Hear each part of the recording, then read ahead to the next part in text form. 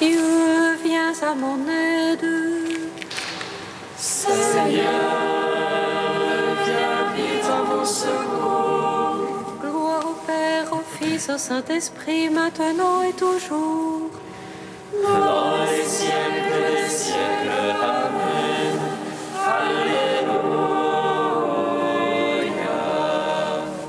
Roi du ciel, consolateur, Esprit de vérité, toi qui es partout présent, toi qui emplis tout, trésor de grâce et donateur de vie, viens et demeure en nous.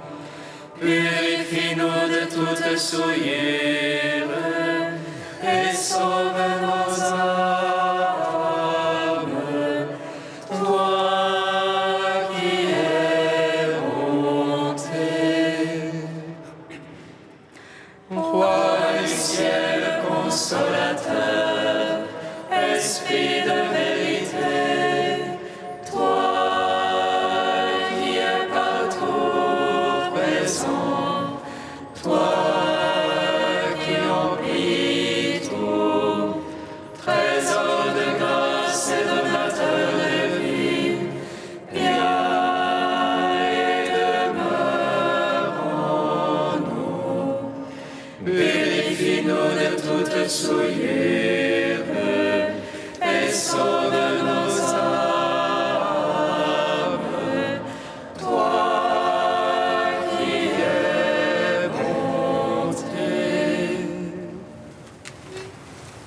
Devant ton sépulcre, la puissance des cieux, Autant que les soldats furent frappés d'effroi, et Marie-Madeleine se tenait près du tombeau, cherchant encore immaculée. Mais tu brisas l'enfer sans te laisser vaincre par lui. Tu rencontras la Vierge et nous donna la vie. Ressuscité d'entre les morts, Seigneur, gloire à toi. Devant ton sépulcre, les puissances des cieux, autant que les soldats furent frappés d'effroi, et Marie-Madeleine se tenait près du tombeau, cherchant ton corps immaculé. Mais tu brisas l'enfer sans te laisser vaincre par lui. Tu rencontras la Vierge et nous donna la vie.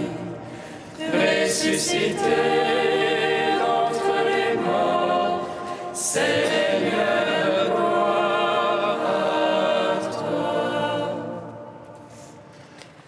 Devant ton sépulcre, les puissances des cieux, autant que les soldats furent frappés d'effroi, et Marie-Madeleine se tenait près du tombeau, cherchant ton corps immaculé. Mais tu brisas l'enfer sans te laisser vaincre par lui. Tu rencontras la Vierge et nous donna la vie. Ressuscité d'entre les morts, Seigneur, gloire à toi. Psaume 118, strophe 4. sur le chemin de ta parole,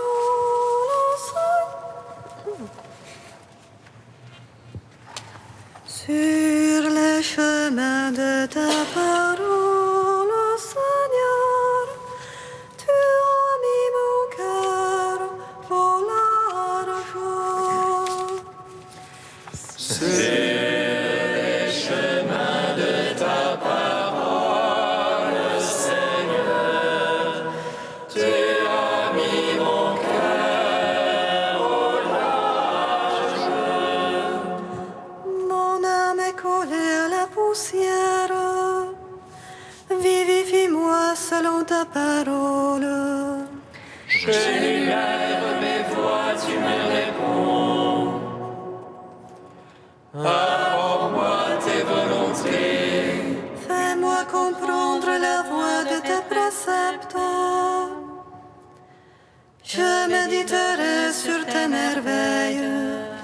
De chagrin, mon âme est dormue. Relève-moi selon ta parole. Détourne-moi de la voie de mensonge. Fais-moi la grâce de ta loi. J'ai choisi la voie de vérité. J'ai désiré tes jugements. Je me tiens collé à ton témoignage. Seigneur, ne me déçois pas. Je cours sur la voie de tes ordres. Car tu as mis mon cœur au large. Gloire au Père, au Fils, au Saint-Esprit. Pour les siècles des siècles. Amen. Sur les chemins de ta parole, Seigneur, tu as mis mon cœur au large. Psaume 3. Le Seigneur règne vêtu de majesté.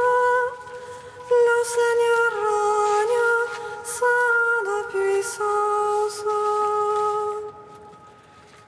Le Seigneur règne vêtu de majesté. Le Seigneur règne saint de puissance. Seigneur, qu'il son nom pour mes oppresseurs. Nombreux ceux qui se lèvent contre moi. Nombreux ceux qui disent de mon âme. Point de salut pour elle en son Dieu. Mais toi, Seigneur, bouclier qui m'entoure. Ma gloire, tu me redresses la tête. Humble voix, je prie vers le Seigneur. Il me répond de sa sainte montagne. Dis-moi, je me couche et m'endors. Je m'éveille, le Seigneur est mon soutien. Je ne crains pas ces gens parmi postés de toutes parts contre moi. Lève-toi, Seigneur, sauve-moi, mon Dieu. Tu frappes la joue mes adversaires. Tu brises les dents des amis. Dieu sauveur, bénis ton peuple. Gloire au Père, au Fils, au Saint-Esprit. Pour les siècles des siècles. Amen. Le Seigneur règne vêtu de majesté. Le Seigneur règne saint de puissance. Psaume 46. Tout le peuple batte les mains. Acclame Dieu en éclat de joie. Car le Seigneur est très haut et redoutable. Grand roi par toute la terre. Il met les nations sous notre joug. Il met les peuples sous nos pieds. Il fait choix pour nous d'un héritage. Fierté de Jacob, son bien-aimé. Dieu monte parmi l'acclamation. Le Seigneur aux éclats du camp. Sonnez pour notre Dieu, sonnez. Sonnez pour notre roi, sonnez.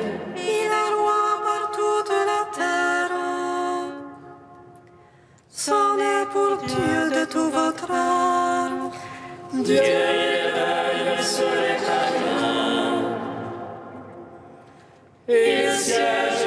son trône de sainteté. Les princes des peuples s'unissent au peuple du Dieu d'Abraham. Adieu sur les parois de la terre. Hautement il est exalté. Gloire au Père, au Fils, au Saint-Esprit. Pour les siècles, Amen. Le Seigneur règne vêtu de majesté.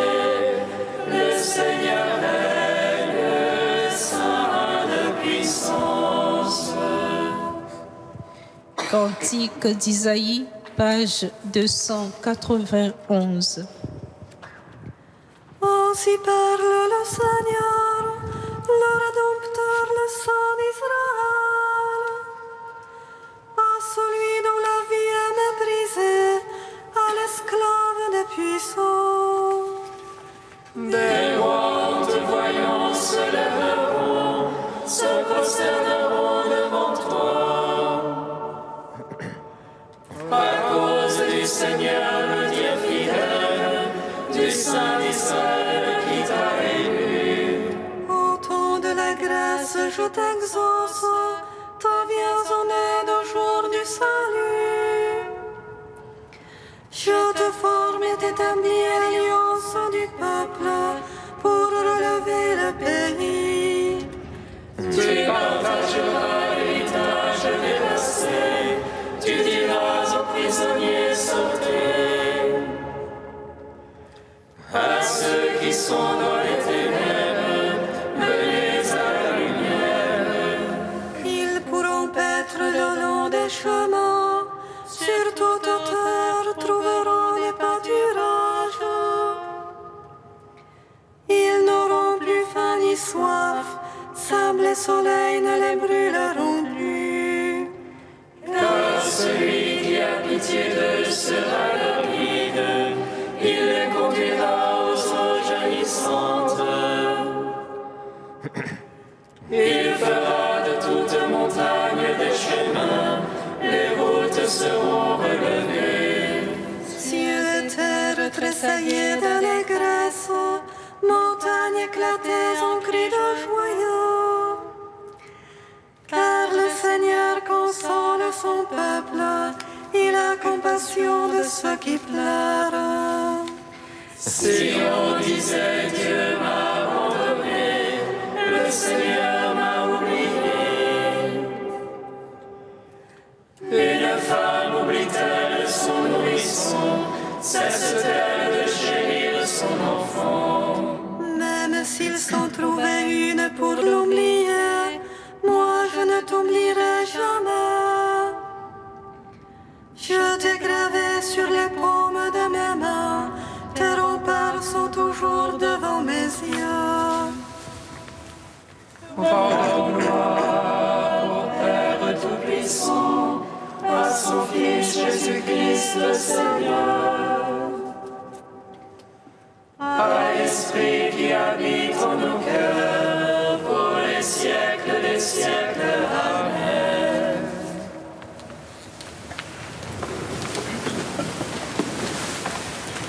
De Don André Louf, demeurer dans la conversion. Même une vie de foi, engagée de bien des manières pour le règne de Jésus, peut inconsciemment aller de pair avec l'idolâtrie et à notre insu n'être que le travail de nos mains.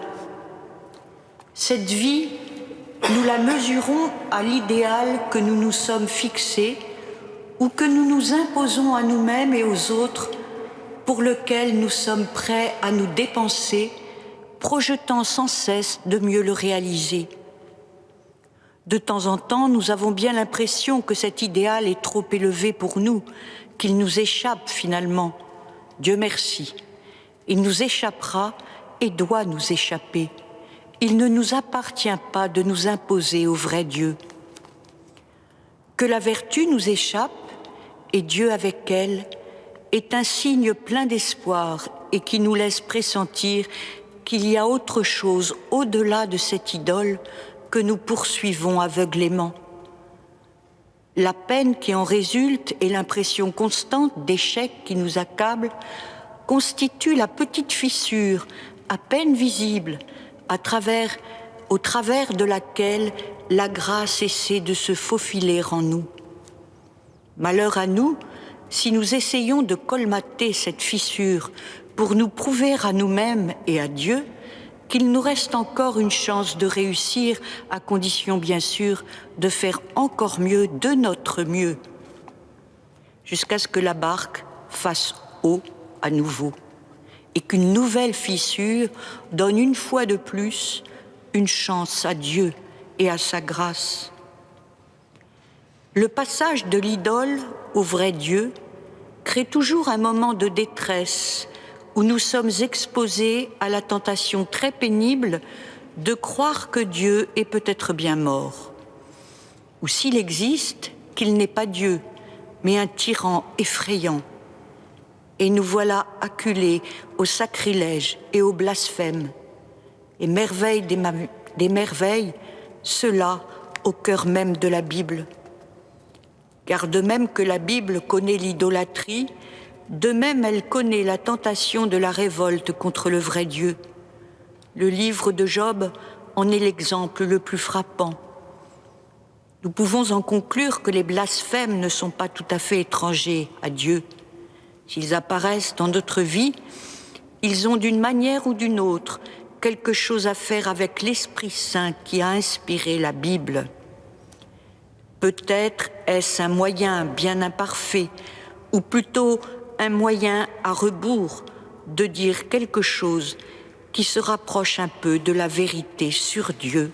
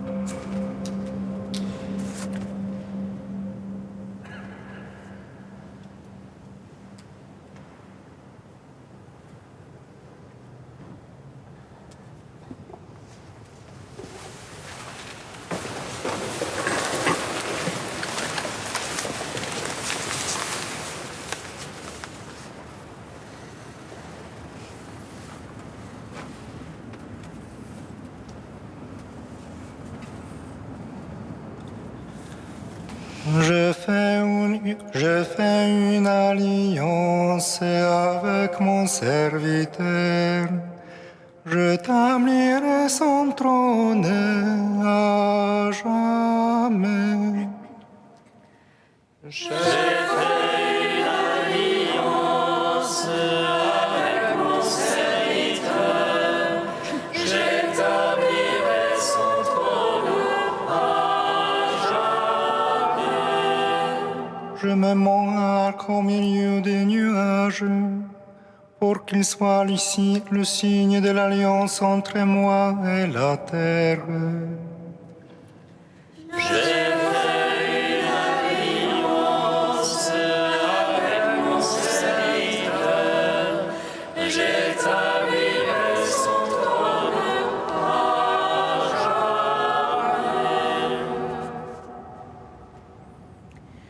Lecture du livre de la Genèse. Dieu bénit Noé et ses fils. Il leur dit : soyez féconds, multipliez-vous, remplissez la terre. Vous serez la crainte et la terreur de tous les animaux de la terre, de tous les oiseaux du ciel, de tout ce qui va et vient sur le sol, et de tous les poissons de la mer. Ils sont livrés entre vos mains. Tout ce qui va et vient, tout ce qui vit, sera votre nourriture. Comme je vous avais donné l'herbe verte, je vous donne tout cela. Mais avec la chair, vous ne mangerez pas le principe de vie, c'est-à-dire le sang. Quant au sang, votre principe de vie, j'en demanderai compte à tout animal et j'en demanderai compte à tout homme. À chacun, je demanderai compte de la vie de l'homme, son frère. Si quelqu'un verse le sang de l'homme, par l'homme son sang sera versé, car Dieu a fait l'homme à son image. Et vous, soyez féconds, multipliez-vous, devenez très nombreux sur la terre, oui, multipliez-vous. Dieu dit encore à Noé et à ses fils : voici que moi j'établis mon alliance avec vous, avec votre descendance après vous, et avec tous les êtres vivants qui sont avec vous, les oiseaux, le bétail, toutes les bêtes de la terre, tout ce qui est sorti de l'arche. Oui, j'établis mon alliance avec vous. Aucun être de chair ne sera plus détruit par les eaux du déluge. Il n'y aura plus de déluge pour ravager la terre. Dieu dit encore : voici le signe de l'alliance que j'établis entre moi et vous, et avec tous les êtres vivants qui sont avec vous, pour les générations à jamais. Je mets mon arc au milieu des nuages, pour qu'il soit le signe de l'alliance entre moi et la terre. Gloire à toi, Seigneur, louange à toi. Gloire à toi, Seigneur, louange à toi.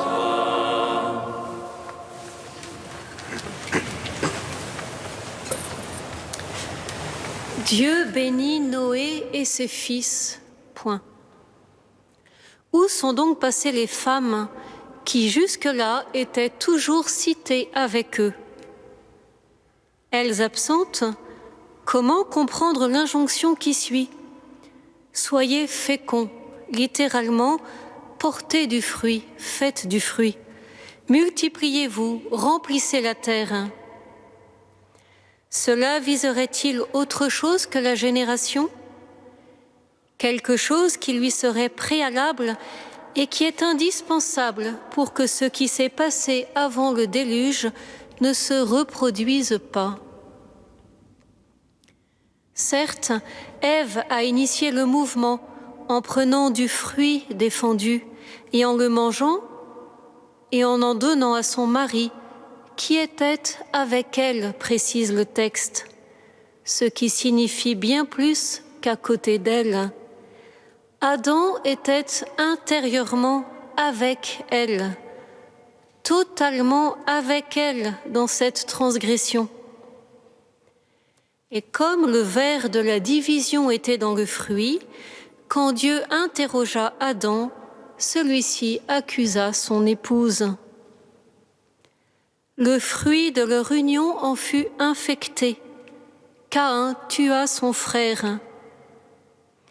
Et 10 générations plus tard, voilà la terre remplie de violence.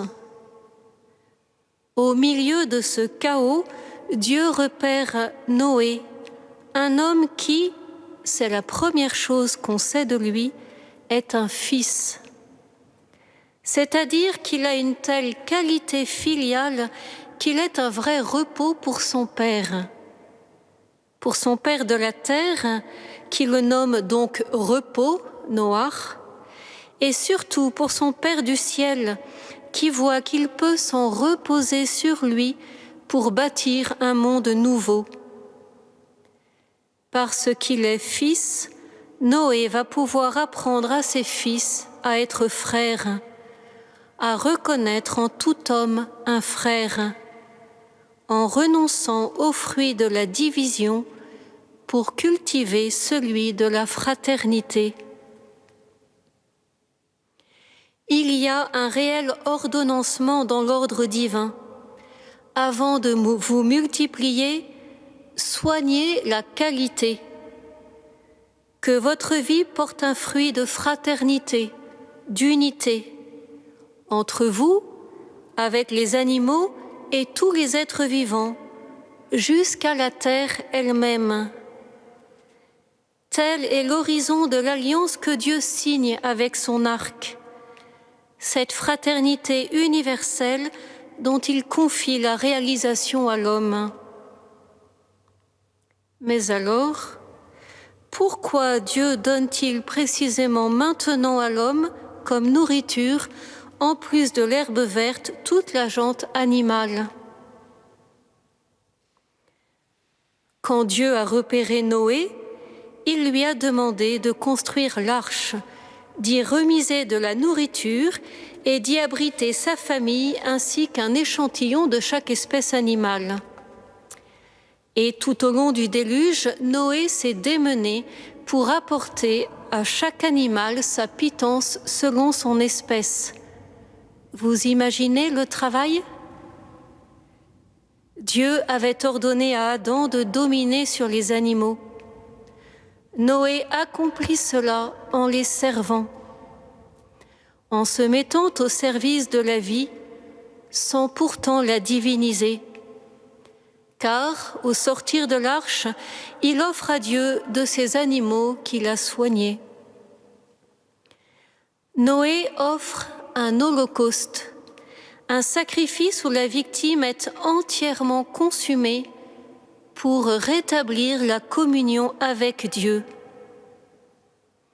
Et c'est après son sacrifice, après avoir totalement remis à Dieu ses animaux, que Dieu lui en permet la consommation, donnant à l'acte de se nourrir une portée immense. Dieu ne concède pas à l'homme de se sustenter aux dépens des autres, mais il l'invite à récapituler en lui la création pour l'humaniser. Car non seulement la multiplicité des aliments ingérés se trouve unifiée dans le corps humain, mais une fois assimilée, cette matière végétale ou animale devient humaine. L'acte de manger, dans la tradition juive, en reçoit une portée sacerdotale. C'est pourquoi le repas débute par une bénédiction, notre bénédicité. J'espère que ce midi, en ayant pris conscience de cela, vous mangerez d'une manière nouvelle, vivant votre repas comme une vraie liturgie. La liturgie eucharistique qui fait bien sûr écho, tout en opérant le grand saut de l'humanisation à la divinisation, puisqu'au lieu de transformer en nous-mêmes ce que nous mangeons, c'est nous qui, à présent, sommes transformés en ce que nous recevons. Nous apportons du pain et du vin, échantillons de notre terre, et les présentons à Dieu pour qu'il les investisse de sa présence au point que non seulement la matière soit transformée, mais que nous aussi, nous soyons transformés en ce que nous recevons, pour que nous devenions tous ensemble l'unique corps du Christ et que la création tout entière soit récapitulée en lui, ce qui est le but de l'alliance et donc du dessein de Dieu.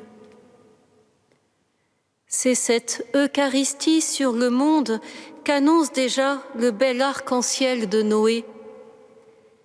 Puissions-nous vivre notre vie à la lumière de cette alliance-là, cela aura pour nous un goût infini.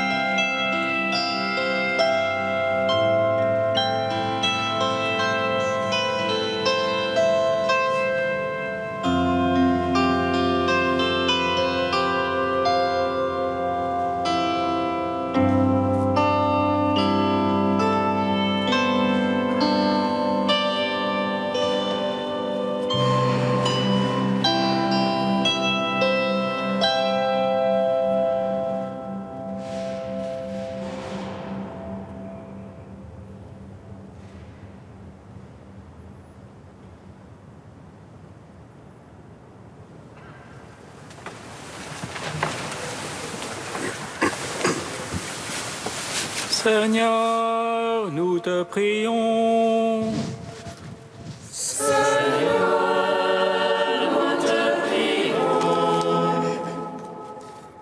Sois béni, Seigneur, pour notre fondateur, Frère Pierre-Marie. Donne à chacun la force de la foi pour reconnaître que tu es le Christ et porter un fruit de fraternité.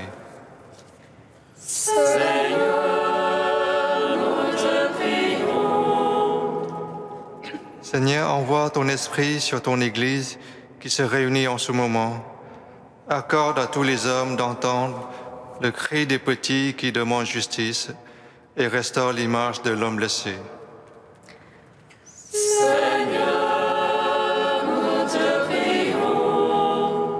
Seigneur, nous te prions pour tous ceux qui s'engagent dans une mission de charité, qu'ils soient les témoins de ton amour à l'œuvre parmi les hommes.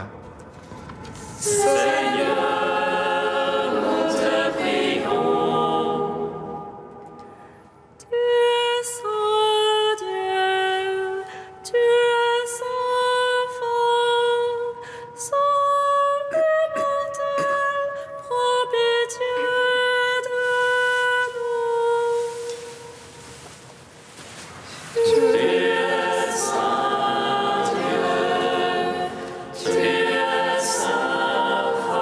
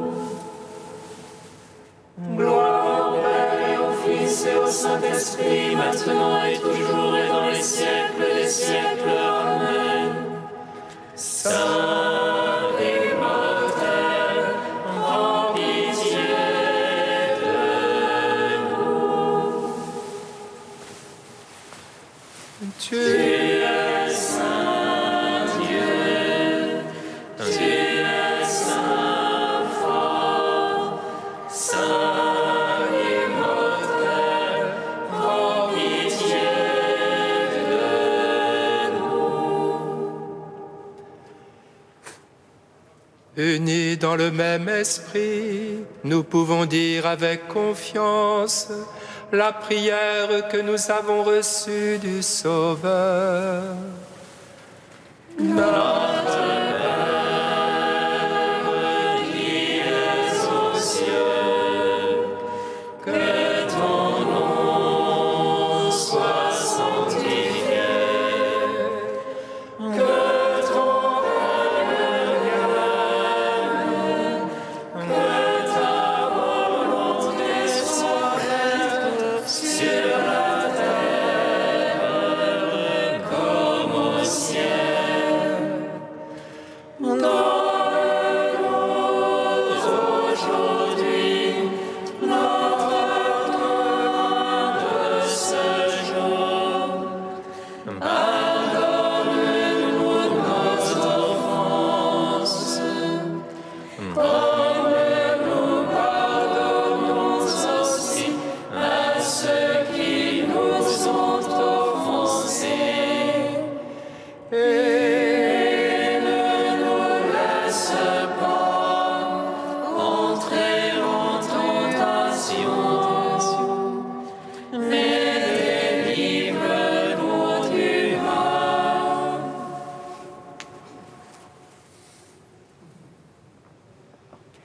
Accorde-nous, Dieu Tout-Puissant, de suivre les exemples et les exhortations du Saint-Évêque Pierre Damien, afin que sans rien préférer au Christ et toujours attentifs à servir ton Église, nous parvenions aux joies de l'éternité. Par Jésus-Christ, ton Fils, notre Seigneur et notre Dieu, qui règne avec toi et le Saint-Esprit, maintenant et pour les siècles des siècles. Amen.